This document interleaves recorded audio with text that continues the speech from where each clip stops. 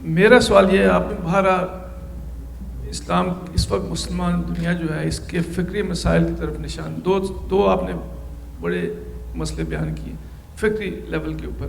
ایک یہ ہے کہ اسلامی دنیا جو ہے اور بم علماء کے وہ بہت جلدی انسانوں کو کافر بنانے کی کوشش کرتے ہیں، یعنی تکفیر جیسے آپ نے کہا ہے. اور نمبر دو، جب یہ کر لیتے ہیں تو پھر ہر مسلمان یہ اپنا فرض سمجھتا ہے ہمارے علماء کے کہنے پہ اور ان کی اوپینینز کے مطابق کہ اس کافر کو دنیا سے مٹانا جو ہے وہ ہمارا فرض بن جاتا ہے.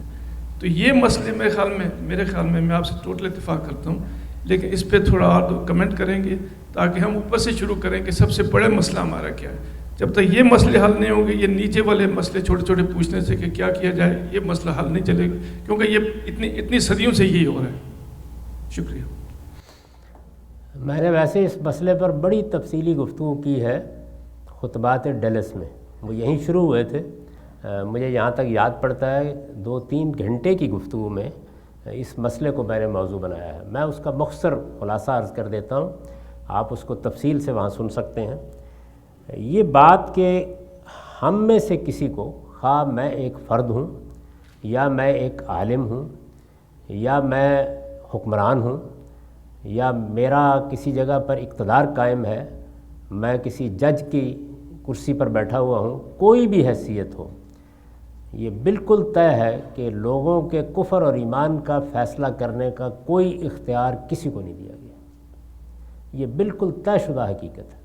یعنی میں آپ سے عرض کرتا ہوں کہ میں تو اس معاشرے میں جو ہمارا پرانا علم ہے اس کے سامنے ایک چیلنج کے طور پر موجود ہوں.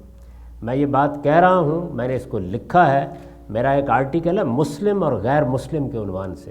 کبھی موقع ملے تو اس کو میری کتاب مقامات میں، میرا خیال ہے وہ selected essays of Javed Ahmad Ghamidi میں انگریزی میں بھی ترجمہ ہو چکا ہے، اس کو آپ پڑھیے. اس میں نے یہ بتا دیا ہے کہ یہ حق اللہ تعالیٰ نے اس زمین پر کسی شخص کو نہیں دیا. یعنی آپ اگر قرآن کا مطالعہ کریں شروع سے آخر تک، حدیث کے پورے ذخیرے کو آپ پڑھ ڈالیں. ہم نے وہ حصہ جس میں یہ مسئلہ زیر بحث آیا بعض حدیثوں میں، اس پر بھی کام کر کے غالباً اس کو شائع کر دیا ہے. آپ ان تمام روایتوں کو آپ پڑھ سکتے ہیں. رسول اللہ صلی اللہ علیہ وسلم اس سے روکنے کا عمل کر رہے ہیں. یعنی ایک تو چیز یہ ہے نا کہ یہ کہا جائے کہ ایسا کرو یا تمہیں حق ہے، روکنے کے لیے کہ یہ تم کو نہیں کرنا کسی حال میں بھی. یاد رکھو یہ بڑا خطرناک کام ہے، یہ تم کو نہیں کرنا، کیونکہ یہ فیصلہ کرنا یہ میرا کام نہیں ہے. اصل میں دنیا میں قانونی طور پر کون آدمی مسلمان ہے کون مسلمان نہیں ہے، یہ اس کا کام ہے کہ وہ بتائے.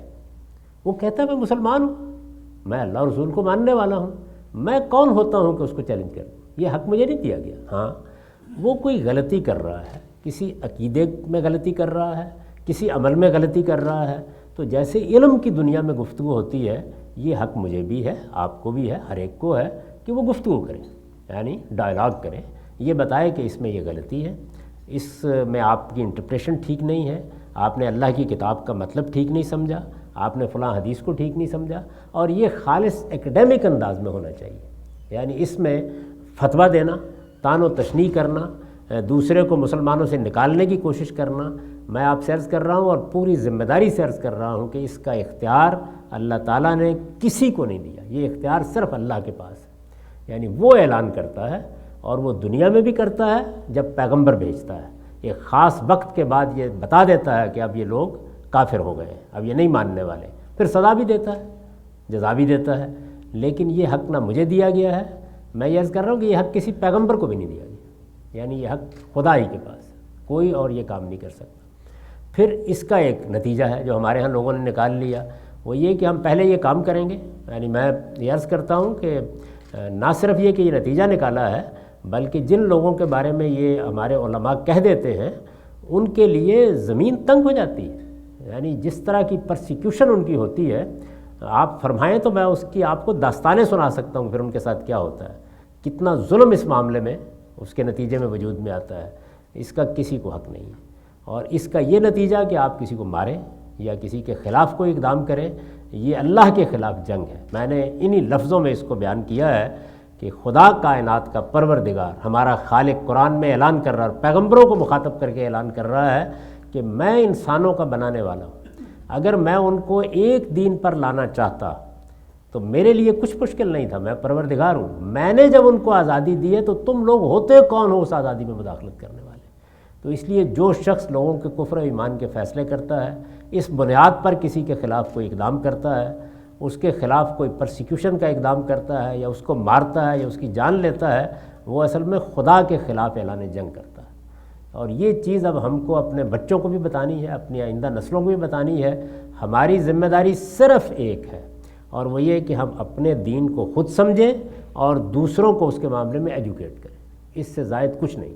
ایجوکیشن میں ہمیں پورا حق ہے کہ ہم کسی نقطہ نظر کا، کسی پوائنٹ آف ویو کا انالیسس کر کے علمی طریقے سے بتائیں کہ اس میں غلطی یہ ہے، اس میں صحیح یہ ہے۔ یہ جو علمی فضا ہے یہ مسلمانوں میں بحال کرنے کی ضرورت ہے، موجودہ دنیا میں بھی یہ ضرورت ہے، اور قرآن کا دیا ہوا منہج یا میتھڈ بھی یہی ہے، وہ اس کے سوا کسی بات کو گوارا نہیں کرتا۔ آپ دیکھیے کہ کتنے زوردار طریقے سے یہ اعلان کیا ہے کہ لا اکراہ فی الدین قد تبین الرشد من الغی، ہدایت کو گمراہی سے الگ کر دیا گیا ہے، وہ ہر شخص پر واضح ہے۔ خدا نے اپنی کتابیں نازل کر دی ہیں، اپنے پیغمبر بھیج دیے ہیں، دین کے معاملے میں کوئی جبر روا نہیں رکھا جائے، اعلان کیا ہے اس بات کا۔ اور یہ کہا ہے، نام لے کہا ہے کہ من شاء فلیؤمن من شاء فلیکفر، میری زمین پر سب انسان آزاد ہیں، جس کا جی چاہے ایمان قبول کرے، جس کا جی چاہے کفر اختیار کرے۔ یہ میں فیصلہ کروں گا، یعنی خدا کہتا ہے یہ میں فیصلہ کروں گا کہ مجھے اب اس کے ساتھ کیا کرنا ہے، تمہارا یہ کام نہیں ہے۔ تمہارا کام کیا ہے؟ اس کو بھی ایک نہایت خوبصورت فکرے میں قرآن میں ادا کیا گیا ہے کہ تمہارے اوپر کیا ہے، علیک البلاغ، تم پر پہنچانے کی ذمہ داری ہے، وہ علینا الحساب، محاسبہ کرنا میرا کام ہے، ہمارا کام۔ بیان کر دیا اس کو، پوری طرح بیان کر دیا ہے۔ تو اس لیے یہ ایجوکیشن بہت ضروری ہے۔